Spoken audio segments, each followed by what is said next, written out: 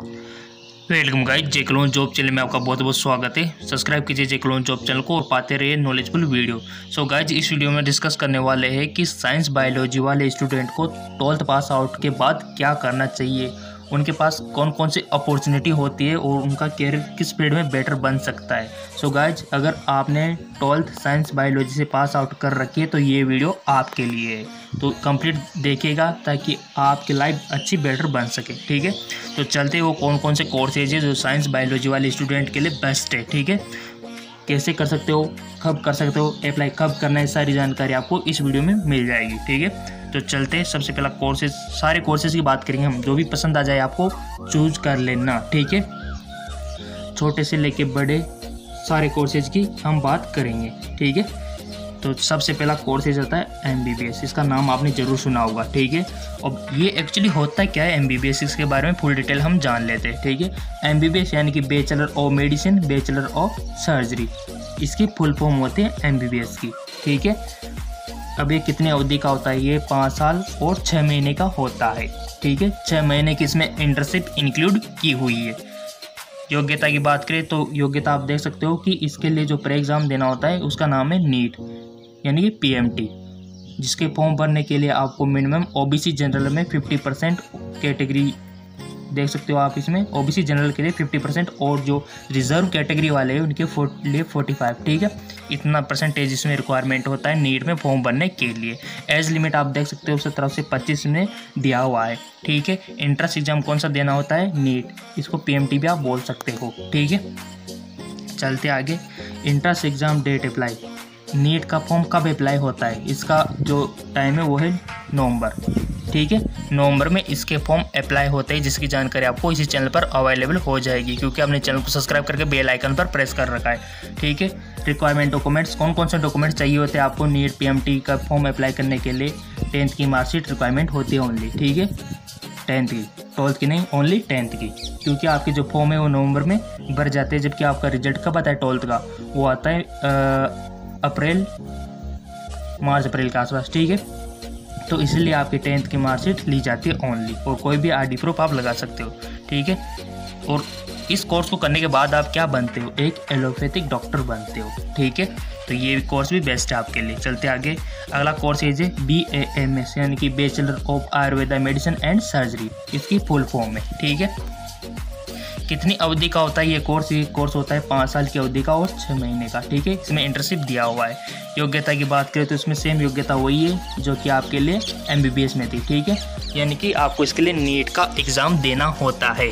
OBC general वालों के लिए 50% होना चाहिए 12th में, और रिजर्व कैटेगरी वालों के लिए 45 इसमें रिक्वायरमेंट होती है। ठीक है, एज लिमिट की बात करें तो 17 से 25 इसमें एज लिमिट मांगी जाती है, और एंट्रेंस एग्ज़ाम जो होता है वो नीट ही होता है, PMT इसके लिए होता है। ठीक है, उसकी मार्किंग के बेस पे इसमें आपको कॉलेज मिलता है। ठीक है, एंट्रेंस एग्ज़ाम कब अप्लाई कर सकते हो, तो इसके लिए नवंबर में आप अप्लाई कर सकते हो। ठीक है, इस कोर्स को करने के लिए कौन कौन से डॉक्यूमेंट्स रिक्वायरमेंट होते हैं, तो वो होती है 10वीं की मार्कशीट और कोई भी ID आप लगा सकते हो। ठीक है, इस कोर्स को करने के बाद आप क्या बनते हो, एक आयुर्वेदिक डॉक्टर बनते हो। ठीक है, जिससे कि आपको पता है कि आयुर्वेदिक दवाइयाँ दी जाती है, आयुर्वेदिक दवाइयों के द्वारा ट्रीटमेंट किया जाता है, तो वो BAMS से ही पॉसिबल है। ठीक है, अब आता है अगला कोर्स हमारा BHMS, ये कोर्स होता है। ठीक है, bachelor of homeopathic medicine and surgery.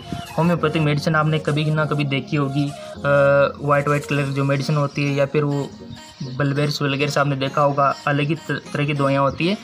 उस तरह का डॉक्टर बनने के लिए आपको BHMS करना होता है। कमेंट में बता देना जो भी कोर्स करना हो, मैं आपको फुल एक्सप्लेन कर दूंगा, क्योंकि मैं खुद भी साइंस बायोलॉजी का स्टूडेंट रह चुका हूँ। ठीक है, चलते आगे। और उसको करने से क्या बनोगे, एक होम्योपैथिक डॉक्टर बनोगे BHMS करने से। ठीक है, तो आपको पता हो गया होगा कि कौन सा कोर्सेज करने से क्या बनता है, और उसके लिए अप्लाई कैसे कर सकते हैं हम, ये भी आपने जान लिया है। सो गाइस, चलते हैं अब नेक्स्ट कोर्स की ओर, जिसका नाम है BDS 4 नंबर का। ठीक है, BDS यानी कि बैचलर ऑफ डेंटल सर्जरीज का फुल नेम है, ठीक है। ड्यूरेशन इसकी 5 पेयर्स होती है। अब आप बोलेंगे सर इसके लिए कौन सा एग्ज़ाम देना होता है, क्या देना होता है। सो गाइज इसके लिए जो एग्ज़ाम देना होता है उसका नाम भी है नीट, ठीक है। ये एग्ज़ाम आपको देना होता है। अगर आपके नंबर कम आते हैं तो आपको BDS मिल जाता है, BDS कॉलेज मिल जाता है। सारी जानकारी मिल जाएगी, बस आप चैनल सब्सक्राइब करके बेल आइकन में प्रेस कर लो। साइंस बायोलॉजी को फुल सपोर्ट प्रोवाइड करेगा जैकलॉन जॉब, ठीक है। चलते आगे। अगला कोर्स हमारा आ जाता है साइंस बायोलॉजी वालों स्टूडेंट के लिए, वो है BSc नर्सिंग, ठीक है। ये भी बहुत अच्छा है साइंस बायोलॉजी वालों के लिए, उनकी जानी मानी पसंद है ये भी, क्योंकि ये एक डिग्री कोर्स है और इसको करने के बाद आप अब्रॉड यानी विदेश तक भी जॉब कर सकते हो, ठीक है। तो चलिए इसकी फुल डिटेल जान लेते हैं। इसकी फुल फॉर्म क्या होती है। इसकी फुल फॉर्म होती है bachelor of science in nursing, ठीक है। ये होता है BS नर्सिंग का full form, bachelor of science in nursing, ठीक है। चलते आगे, यानी कि आप नर्सिंग से BSc कर रहे हो। चलते ड्यूरेशन कितना होता है इसका। इसकी अवधि होती है 4 साल और 6 महीने। 6 महीने की इसमें इंटर्नशिप होती है, ठीक है।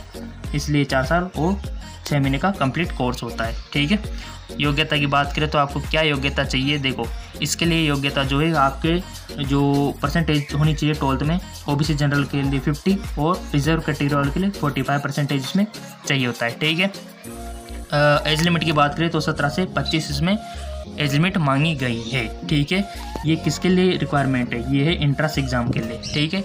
इंट्रेंस एग्ज़ाम, इसके लिए इंट्रेंस एग्ज़ाम का नाम क्या है, BS नर्सिंग इंट्रेंस एग्ज़ाम। अब पीछे कोई भी यूनिवर्सिटी लग सकती है, जैसे कि अगर आप BHU से कर सकते हो तो इधर BHU BS nursing entrance exam हो जाएगा, है कि नहीं। अगर आप राजस्थान से कर सकते हो तो यहाँ से RHS लग जाएगा, है। अगर आप KGMU से करते हो तो इधर KGMU BS nursing entrance exam लग जाएगा। तो इस प्रकार इसका नाम हो जाता है इंट्रेंस एग्ज़ाम का, यूनिवर्सिटी के बेस पे, ठीक है। तो ये होता है इंट्रेंस एग्ज़ाम, और इंट्रेंस एग्ज़ाम के लिए कंप्लीट क्राइटेरिया ऊपर वाला पूरा होना चाहिए, ठीक है, अगर आप करना चाहते हो तो। क्योंकि अगर आपको BS नर्सिंग मेडिसिन चाहिए तो आपको इंट्रेंस एग्ज़ाम तो देना ही होगा, ठीक है। चलते आगे। Entrance exam apply date. Entrance exam के लिए हमको कब अप्लाई करना चाहिए, तो आप अप्लाई कर सकते हो जून जुलाई में। बट 2020 में कोविड-19 के कारण, कोरोना वायरस के कारण इसके फॉर्म सितंबर में अप्लाई होंगे, ठीक है। कंडीशन ये है, तभी तो कहता हूँ कि कंप्लीट वीडियो देखो ताकि आपको कंप्लीट नॉलेज मिल सके, ठीक है। अधूरा ज्ञान व्यक्ति के लिए खतरा बन सकता है, क्योंकि बहुत सारे इसको देख लेंगे हाँ कि इसमें में भरे जाते हैं, बट मैंने यहाँ पर कहा है कि सितंबर में भरे जाते हैं कोविड-19 के कारण। ये उसी को पता होगा जो इसको कंप्लीट देखेगा, ठीक है। चलते आगे। रिक्वायरमेंट डॉक्यूमेंट्स, कौन कौन से डॉक्यूमेंट्स रिक्वायरमेंट होते हैं BS नर्सिंग इंट्रेंस एग्जाम में अप्लाई करने के लिए, तो वो होता है 10th की मार्कशीट और 12th की मार्कशीट। यहाँ पर मिस प्रिंट हो गया, यहाँ पर 12th की मार्कशीट है, ठीक है, 12th की मार्कशीट, ठीक है। तो ये फ़र्क पड़ता है पूरा वीडियो देखने का। और एनी ID प्रूफ जैसे कि कास्ट सर्टिफिकेट, ये भी रिक्वायरमेंट होता है, ठीक है। आधार, ये आप अटैच कर सकते हो फॉर्म भरते टाइम पे, ठीक है। ये होता है इंट्रेंस एग्ज़ाम भरने का तरीका। उसके फॉर्म जब भी आएंगे आपको मिल जाएंगे, डोंट वरी। चलते आगे। अब इसको करने के बाद क्या बनोगे आप, BS नर्सिंग करने के बाद आप क्या बनते हो। आप एक नर्सिंग ऑफिसर बन सकते हो, नर्सिंग ट्यूटर बन सकते हो, लेक्चरार बन सकते हो, कम्युनिटी हेल्थ ऑफिसर जिसको CHO बोलते हैं ये भी आप बन सकते हो, नर्सिंग स्टाफ बन सकते हो। यहाँ तक कि मैं तो कहता हूँ रेलवे में भी स्टाफ बन सकते हो, यहाँ तक कि मैं तो कहता हूँ पुलिस में भी बन सकते हो, एरोप्लेन में भी आप स्टाफ बन सकते हो। इतनी सारी अपॉर्चुनिटी है जॉब की इसमें तो, BS नर्सिंग में तो, ठीक है। यहाँ तक जितने भी फील्ड है, रेलवे फील्ड हो गया, इसमें भी आप जा सकते हो। यहाँ पर भी ट्रीटमेंट की रिक्वायरमेंट होती है, आर्मी में जा सकते हो। यहाँ पर भी ट्रीटमेंट की रिक्वायरमेंट कहाँ नहीं है, हर जगह पर ट्रीटमेंट चाहिए, सभी को इलाज चाहिए। तो इसका स्कोप इतना ही ज़्यादा है BS नर्सिंग का, ठीक है। तो ये कोर्स भी साइंस बायोलॉजी वाले के लिए बेस्ट है, ठीक है। चलते आगे। कैसे करना है, क्या करना है, वो तो सब इस चैनल पर मिल जाएगा, क्योंकि आपने चैनल को सब्सक्राइब कर लिया है, मेरे को पता है। अगला है BMLT। BMLT क्या होता है, इसकी फुल फॉर्म जान लेते हैं। Bachelor of medical laboratory technology, ठीक है। Bachelor of medical laboratory technology इसकी फुल फॉर्म है। ड्यूरेशन कितनी होती है, 3 साल की इसकी ड्यूरेशन होती है, 6 महीने इसमें इंटर्नशिप होती है, ठीक है। योग्यता की बात करें तो सेम वही है। इसका एंट्रेंस एग्जाम फॉर्म बनना होता है, ठीक है, जिसके लिए OBC जनरल के लिए 50% और रिजर्व कैटेगरी के लिए 45, ठीक है। और एज की बात करें 17 से 25 आपकी होनी चाहिए, तभी आप BMLT का फॉर्म भर सकते हो, ठीक है। चलते आगे। इसका नाम क्या है, पैरामेडिकल एंट्रेंस एग्जाम आपको देना होता है। ये डिपेंड करता है आपके राज्य के ऊपर कि आपका राज्य कौन सा है, उसके अकॉर्डिंग इसका नाम हो जाता है, ठीक है। एंट्रेंस एग्जाम के लिए कब अप्लाई करें, तो जून जुलाई में आप अप्लाई कर सकते हो, बट 2020 में अगर आप अप्लाई कर रहे हो तो सितंबर में आप कर सकते हो। जब भी फॉर्म आएंगे जैकलॉन जॉब चैनल आपको बता देगा, क्योंकि साइंस बायोलॉजी वालों के साथ है, ठीक है। चलते आगे।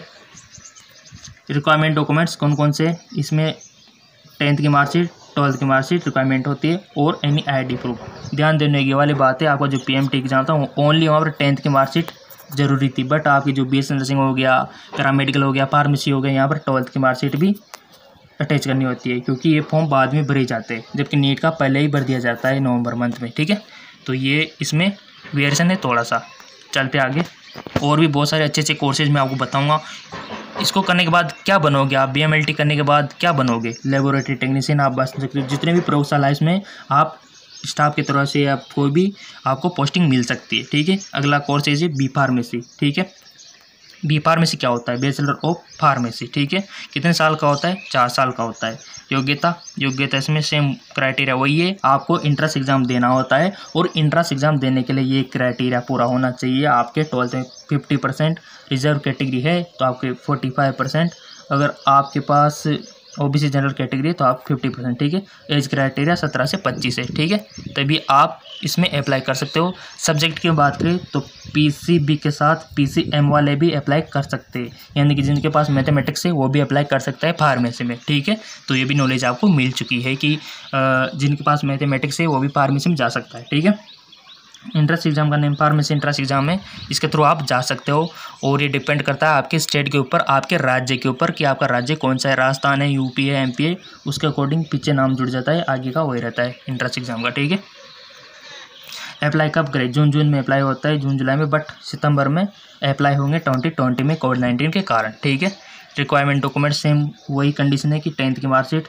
12th की मार्कशीट, एनी ID प्रूफ। ठीक है, चलते आगे लिखा हुआ है, इसको करने के बाद क्या बनते हो आप, केमिस्ट बन सकते हो, और लेबोरेटरी में बहुत अच्छी पोस्टिंग आपको मिल सकती है। ठीक है, अगला कोर्स है BPT क्या होता है, इसको करने के बाद आप एक डॉक्टर बन सकते हो।